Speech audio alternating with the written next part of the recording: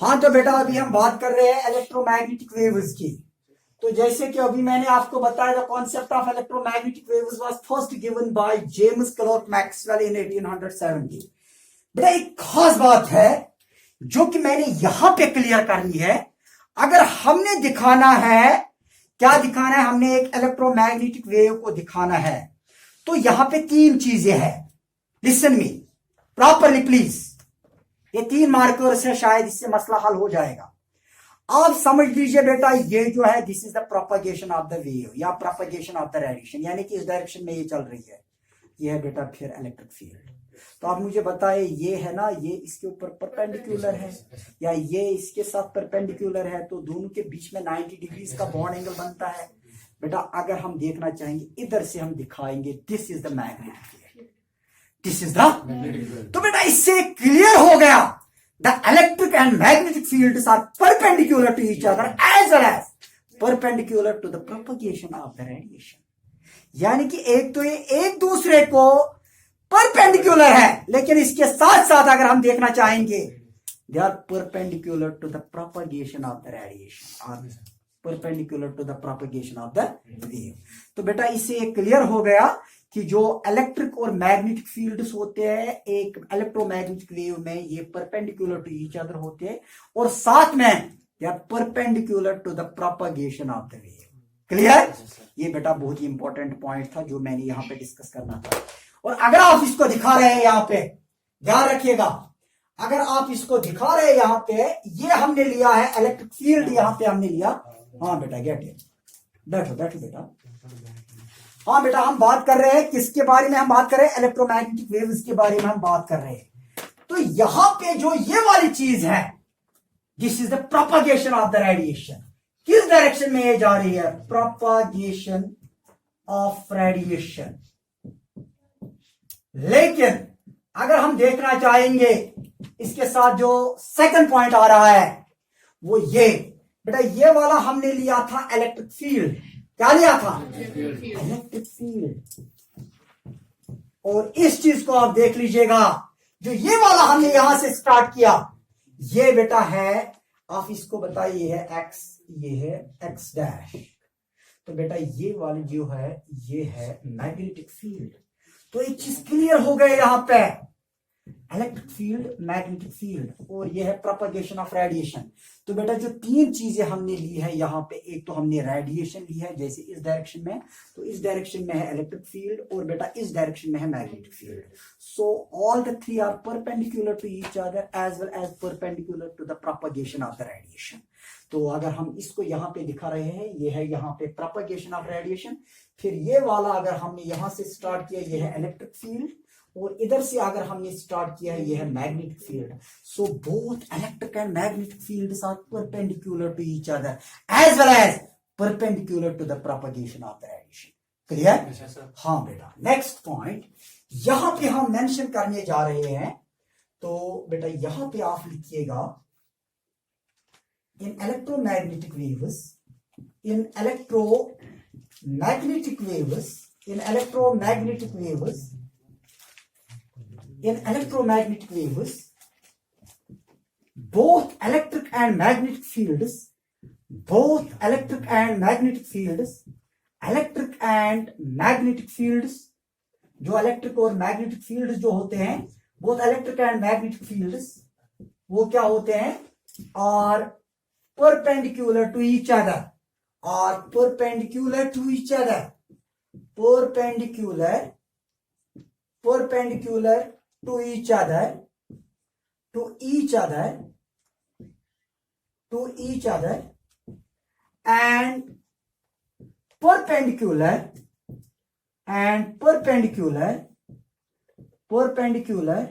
to the propagation of radiation, to the propagation of radiation, propagation of radiation, of radiation। तो बेटा ऐसे waves जिनमें electric field भी होता है, मैग्नेटिक फील्ड भी होता है, ऐसे वेव्स या ऐसे रेडिएशन को हम बोलते हैं इलेक्ट्रोमैग्नेटिक वेव्स। क्लियर? हाँ बेटा यही पे आप लिखिएगा such type of radiations, such type of radiations, such type of radiations, वो radiations, such type of radiations which are associated with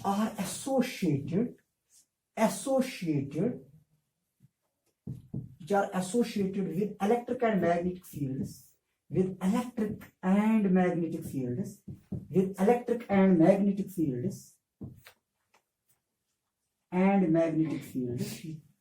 are associated with electric and magnetic fields are known as, तो बेटा इनको हम क्या बोलते हैं, are known as electromagnetic waves.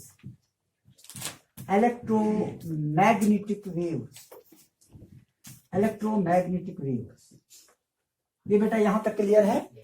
तो बेटा यहां पे मैंने बात की है किसकी, हमने यहां पे बात की है बेटा, तो बेटा जो इलेक्ट्रोमैग्नेटिक वेव्स होते हैं उनमें दो फील्ड्स होते हैं, एक इलेक्ट्रिक फील्ड होता है और दूसरा होता है मैग्नेटिक फील्ड।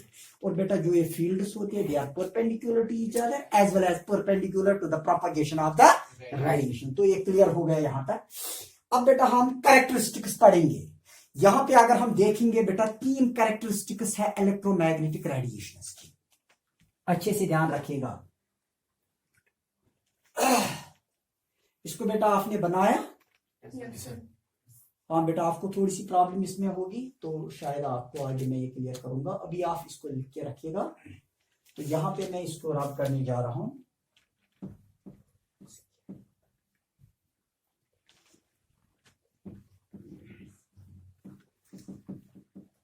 ध्यान रखिएगा बेटा, अब हम पढ़ेंगे कैरेक्टरिस्टिक्स और यहीं पे हम बेटा डिस्कस करने जा रहे हैं इलेक्ट्रोमैग्नेटिक स्पेक्ट्रम। तो बेटा 3 कैरेक्टरिस्टिक्स होते हैं इलेक्ट्रोमैग्नेटिक वेव्स की। तो कितने कैरेक्टरिस्टिक्स होते हैं? 3 कैरेक्टरिस्टिक्स। कौन कौन से कैरेक्टरिस्टिक्स बेटा, ऐसे मैं वर्बली आपको बताने जा रहा हूं। जो 3 कैरेक्टरिस्टिक्स होते हैं इलेक्ट्रोमैग्नेटिक वेव्स की, एक कैरेक्टरिस्टिक होती है इनमें इलेक्ट्रिक और मैग्नेटिक फील्ड होते हैं which are perpendicular to each other as well as perpendicular to the prop, यही जो अभी मैंने यहाँ पे डेफिनेशन में बताया। तो फर्स्ट बेटा कैरेक्टरिस्टिक है यही इनमें कि इनमें इलेक्ट्रिक और मैग्नेटिक फील्ड्स होते हैं which are perpendicular to each other as well as perpendicular to the propagation of the radiation. तो हो गई ये फर्स्ट कैरेक्टरिस्टिक। दूसरा बेटा, कोई भी इलेक्ट्रोमैग्नेटिक वेव आप लेंगे, whether cosmic rays, gamma rays, X rays, microwave, infrared rays और रेडियो वेव्स, कोई भी आप लेंगे तो बेटा, लेकिन सेकंड पॉइंट यहां पे क्या है, second important point related to what we say about the electromagnetic wave. Second characteristic, हर कोई इलेक्ट्रोमैग्नेटिक वेव जो होती है वो बेटा किस स्पीड से चलती है, with the speed of light.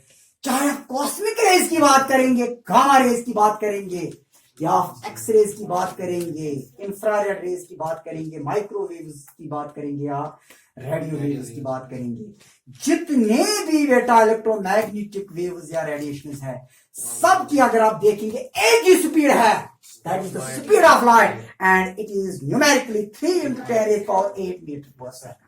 तो बेटा ये सेकंड कैरेक्टरिस्टिक है। सब इलेक्ट्रोमैग्नेटिक वेव्स की एक ही स्पीड होती है, that is the speed of the light. Third important point बेटा, जो इलेक्ट्रोमैग्नेटिक वेव्स होते हैं they are always independent upon the nature of the medium. ये मीडियम पे डिपेंड नहीं करते हैं, स्पेस है, कोई भी मीडियम है, एयर है, वैक्यूम है, या बेटा वाटर है, कोई भी मीडियम क्यों नहीं है, they are independent upon the nature of the medium. हाँ, ये किसी भी मीडियम में चल सकती है। तो क्यों चल सकती है? क्योंकि इनके पास इतनी ज्यादा स्पीड है, ये किसी भी मीडियम को नॉक कर सकते हैं वहां पे। तो बेटा यही 3 चीजें अब हम यहाँ पे मेंशन करने जा रहे हैं अबाउट द इलेक्ट्रोमैग्नेटिक वेव्स। तो बेटा कैरेक्टरिस्टिक्स में आप मेंशन कीजिए, यहां तक आपने लिखा है साहब? हाँ बेटा, इंपॉर्टेंट पॉइंट। फिर हम यहाँ पे स्पेक्ट्रम दिखाना चाहेंगे आपको। बहुत ही इंटरेस्टिंग लेक्चर है ये, लेकिन बेटा ध्यान रखिएगा। हाँ, तो हम बात कर रहे थे किस चीज की, हम बात कर रहे थे नेक्स्ट कैरेक्टरिस्टिक्स ऑफ कैरेक्टरिस्टिक्स, बस इतना ही लिखिए कैरेक्टरिस्टिक्स, तो खुद हुआ characteristics of electromagnetic waves. There are 3 characteristics of electromagnetic waves. There are 3 characteristics. There are 3 characteristics characteristics, there are 3 characteristics of electromagnetic waves. तो 3 कैरेक्टरिस्टिक्स है इलेक्ट्रोमैग्नेटिक वेव्स की. कौन कौन सी कैरेक्टरिस्टिक है? 3 characteristics of electromagnetic waves. Number first mention कीजिए यहां पे बेटा. नंबर फर्स्ट वो क्या है?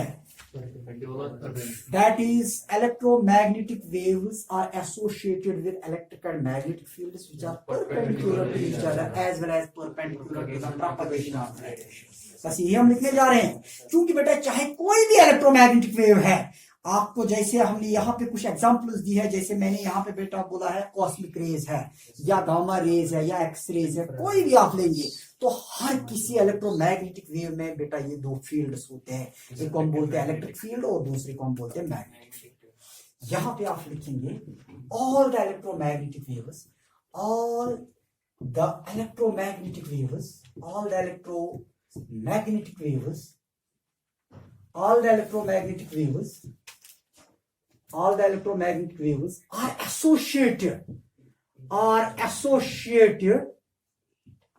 are associated with electric and magnetic fields.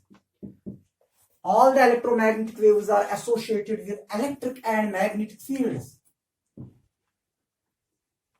Electric and magnetic fields. Electric and magnetic fields and are perpendicular to each other and are perpendicular to each other, perpendicular and are perpendicular to each other and are perpendicular to each other as well as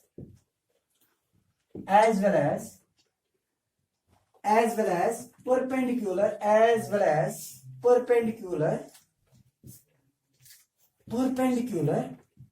to the propagation of the radiation, to the propagation of the radiation, propagation of radiation. ये बेटा clear हुआ है यहां तक? सबको ये clear हुआ है? तो बेटा इलेक्ट्रोमैग्नेटिक वेव्स में 2 फील्ड्स होते हैं, इलेक्ट्रिक फील्ड और मैग्नेटिक फील्ड. तो ये आपस में होते हैं perpendicular as well as perpendicular to the propagation of the radiation. Next बेटा क्या है यहाँ पे? सेकंड अगर हम देखेंगे बेटा, जितने भी इलेक्ट्रोमैग्नेटिक वेव्स होते हैं किस स्पीड में ये चलते हैं, that is with the speed of the velocity, with the speed of the light, that is the velocity of the light. हाँ बेटा आप यहाँ पे लिखेंगे all electromagnetic waves, all electromagnetic waves, all electromagnetic waves, all electromagnetic waves are traveling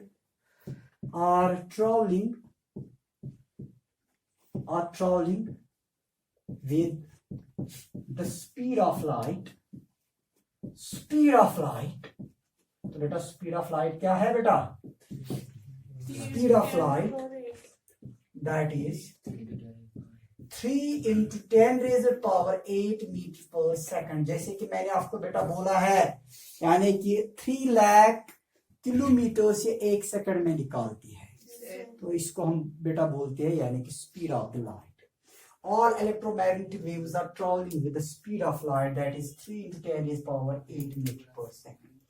बेटा third characteristic यहाँ पे क्या है? तो थर्ड कैरेक्टरिस्टिक क्या है यहाँ पे?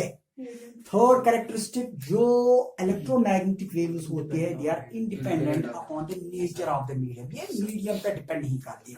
आप कैसा मीडियम रखेंगे, ये स्पेस में भी चलते हैं जहां पे फोर्स ऑफ ग्रेविटी का कोई कॉन्सेप्ट ही नहीं होता है, यानी कि वैक्यूम या स्पेस आप बोल सकते हैं. ये आयर में भी चल सकती है. आप बेटा देखेंगे जैसे कि the rays that are coming from the sun to the earth, ये स्पेस में भी चलती है और आयर में भी चलती है. तो बेटा they are always independent upon the nature of the medium. ये दारमदार नहीं रखती है कि मीडियम आपने कैसा लिया है. So please write down. यहां पे आप मेंशन करने जा रहे हैं all electromagnetic waves, all electromagnetic waves, all electromagnetic waves. हाँ बेटा क्या होता है इनमें? all electromagnetic waves are independent, ये दारमदार नहीं रखती है, are independent upon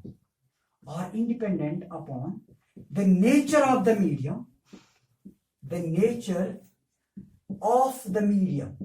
nature of the medium are independent upon the nature of the medium, that is they can travel through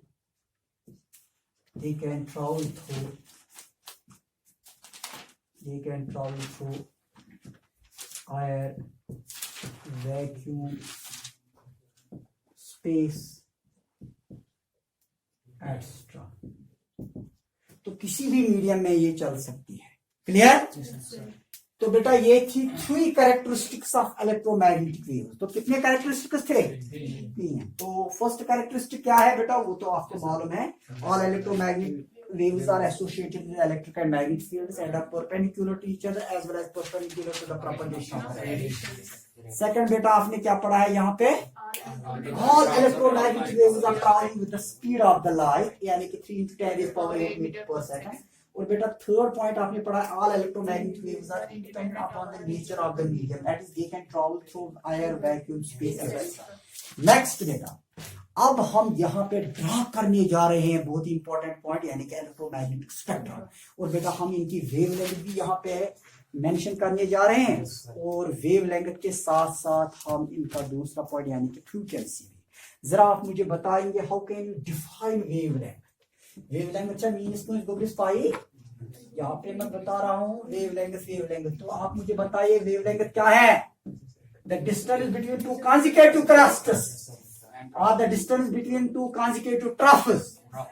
Yim zan putus pathaisen yivan timan chi wanan wavelength. Ya gobar mion ze troughs yim zan chi yivan. ध्यान रखिएगा। और frequency क्या है बेटा? The number of vibrations produced per second by a vibrating body is known as frequency.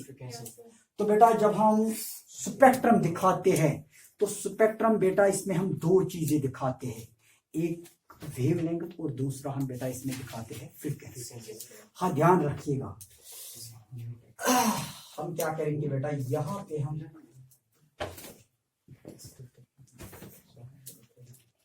थोड़ा बनाइए straightening. तो यहाँ यह है बेटा कॉस्मिक रेज, यहां से हम स्टार्ट करते हैं। कॉस्मिक रेज ऊपर मैं लिखूंगा इसकी वेवलेंथ। अगर दूसरा हम देखेंगे ये है गामा रेज। अगर हम थर्ड दिखाएंगे तो ये बेटा क्या है? ये है एक्स रेज। क्लियर? अगर यहां पे हम दिखाएंगे नेक्स्ट, ये बेटा है cosmic rays, gamma rays, X rays. ये है इंफ्रारेड रेज। और बेटा अगर हम यहां पे दिखाना चाहेंगे, जो नेक्स्ट है वो है microwaves.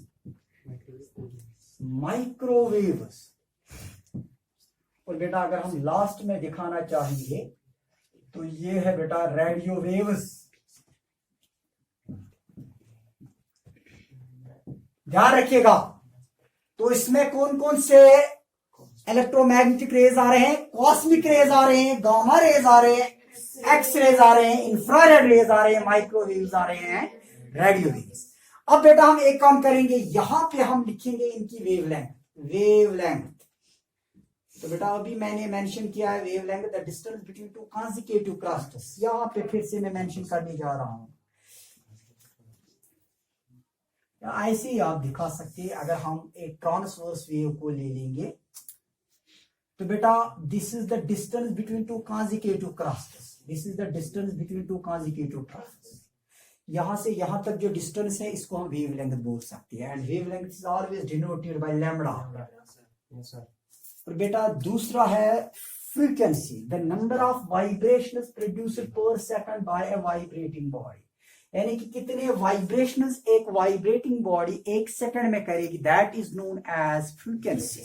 The number of vibrations produced per second by vibrating body is known as frequency. तो बेटा यहाँ पे अब वेवलेंथ, क्योंकि वेवलेंथ हम लेंगे, वेवलेंथ यानी कि लैम्डा हम लेंगे इन मीटर्स में, मीटर इसका बड़ा यूनिट है, वरना आप एंगस्ट्रॉन्स में भी इसको मेजर करते हैं या आप सेंटीमीटर्स में भी इसको मेजर कर सकते हैं। तो मीटर आपको मालूम है वो बड़ा यूनिट है। तो अगर हम देखेंगे कॉस्मिक रेज की वेवलेंथ कितनी होती है, वो होती है 10⁻18 मीटर, क्योंकि मीटर में है ये 10⁻18 मीटर। तो बहुत ही कम वेवलेंथ होती है, क्योंकि बेटा जिस चीज की जितनी कम वेवलेंथ होती है उसकी उतनी फ्रीक्वेंसी ज्यादा होती है, because frequency and wavelength they are inversely proportional to each other. ये वाली डेफिनेशन जहन में रखिए, lambda is inversely proportional to frequency, nu is frequency, lambda is wavelength, so there is a relation, and this relation, that is, it is inverse relation in between wavelength and frequency। मतलब जिस चीज की wavelength ज्यादा होगी उसकी frequency कम होगी। तो ये क्लियर होना चाहिए बेटा, अगर कॉस्मिक रेज की वेवलेंथ कम है तो नेचुरली इसकी फ्रीक्वेंसी ज्यादा होनी चाहिए। Clear? Because it is a universal relation, that is lambda is inversely proportional to nu. यहाँ पे बेटा इसका अगर हम देखेंगे इसकी वेवलेंथ कितनी आती है 10⁻18 मीटर, तो 4 की डिफरेंस रखिएगा, ये आएगा इसका 10⁻14। ये बहुत ही आसान है याद रखना। तो बेटा इसका आएगा 10⁻10 मीटर, इसका आ जाएगा 10⁻6, इसका अगर आप देखेंगे 10⁻2। लेकिन सिर्फ एक ही है इलेक्ट्रोमैग्नेटिक वेव्स जिनकी वेवलेंथ पॉजिटिव में आती है, तो बेटा इसका आ जाएगा 10⁻2, क्योंकि ये -2 है ना, तो -2 से फिर 0 आएगा, 0 से +2 आएगा, तो 4 की डिफरेंस यहाँ पे भी आ गई। तो बेटा इस तरह अगर आप देखेंगे तो सिर्फ एक ही का पॉजिटिव वैल्यू आता है, रेडियो वेव्स। समटाइम्स ये क्वेश्चन पूछा जाता है कि इलेक्ट्रोमैग्नेटिक वेव्स में जो एक टाइप होती है, एक इलेक्ट्रोमैग्नेटिक वेव होती है जिसकी वेवलेंथ पॉजिटिव आती है, that is none other than radio waves. बाकी जितने भी इलेक्ट्रोमैग्नेटिक वेव्स है सब के सब में आप देखोगे नेगेटिव वैल्यू आती है, यानी कि नेगेटिव वेवलेंथ आती है। नेक्स्ट, अब अगर हम यही पे मेंशन करने जा रहे हैं बेटा इसका दूसरा पॉइंट क्या है बेटा, वो है इनकी फ्रीक्वेंसी। क्योंकि जब आप डिस्कस कर रहे हैं इलेक्ट्रोमैग्नेटिक स्पेक्ट्रम, तो स्पेक्ट्रम में 2 चीजें हम मेंशन करते हैं, एक वेवलेंथ और बेटा दूसरा फ्रीक्वेंसी। तो चूंकि यहां पे हम दिखाएंगे ये चीज तो ऐसे ही है, ये आपको मालूम है, नाम इनका यही पे यही है।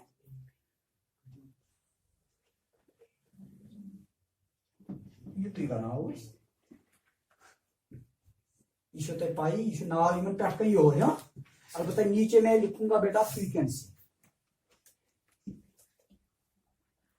जरा ध्यान रखिएगा, ये कॉस्मिक रेज ही है ना, यानी कि हाँ बेटा यहां पे है फ्रीक्वेंसी। बहुत सारी चीजें हैं जो इलेक्ट्रोमैग्नेटिक स्पेक्ट्रम से क्लियर हो जाती है। यहां पे अगर आप इसका देखना चाहेंगे फ्रीक्वेंसी इसकी क्या आती है, क्योंकि फ्रीक्वेंसी बेटा हम यहाँ पे अगर आप देखेंगे उसका यूनिट आ जाता है सेंटीमीटर इनवर्स, सॉरी बेटा सेकंड इनवर्स। फ्रीक्वेंसी का क्या आता है, सेकंड इनवर्स। तो सेकंड इनवर्स है ये, सेकंड इनवर्स। तो आप मुझे बताइए इसका अगर आप देखेंगे जो कॉस्मिक रेज है इनकी फ्रीक्वेंसी आती है 10⁻26। क्लियर? 10⁻26 फ्रीक्वेंसी है बेटा किसकी, कॉस्मिक रेज की। अब मुझे बताइए जो गामा रेज है इनकी क्या है, 4 की डिफरेंस रखिएगा, 10⁻22। अब बेटा जो एक्स रेज है इनकी फ्रीक्वेंसी क्या है, 10⁻18। अब देखिए इंफ्रारेड रेज जो है इनकी फ्रीक्वेंसी क्या है, हाँ बेटा थोड़ा सा ये कर होने से कि यहीं पे हम इसको दिखाना चाहेंगे, ये नहीं आएगा तो बेटा इसकी क्या है 10⁻18 है, ये है 14। अगर बेटा इसका हम देखेंगे जो माइक्रोवेव्स है इसका आ जाएगा 10⁻10, और अगर इसका हम देखेंगे 10⁻6। मैंने बताया ना ये बहुत आसान है, 4 की डिफरेंस रखिएगा। तो 4 की डिफरेंस आपने ऊपर भी रखी है, यहां पे भी रखी है। लेकिन अब यहां पे एक क्वेश्चन है, सर जब हम विजिबल रीजन की बात कर रहे हैं तो विजिबल रीजन कहाँ पे आ जाता है? वो बेटा यहाँ पे इंफ्रारेड के इस साइड में वो आ जाता है। इंफ्रारेड के इस साइड में जरा ध्यान रखिएगा, जो इंफ्रारेड है ना यहाँ पे, तो इंफ्रारेड के इस साइड में आ जाता है विजिबल रीजन।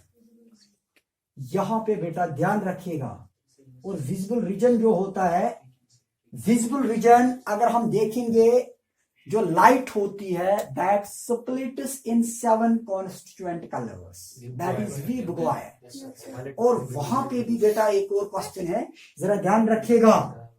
तो अगर आपसे कोई पूछेगा ये किस साइड में आती है, ये इंफ्रारेड के इस साइड में आती है, यानी कि लेफ्ट साइड में आती है, यानी कि it lies in between X rays and infrared rays, but very close to infrared rays. Clear? तो ये रीजन कहां पे आ जाता है, जरा ध्यान रखिएगा। तो इसमें क्या क्या आता है बेटा, ये है VIBGYOR violet, indigo, VIB VIB, VIBGYOR GY O।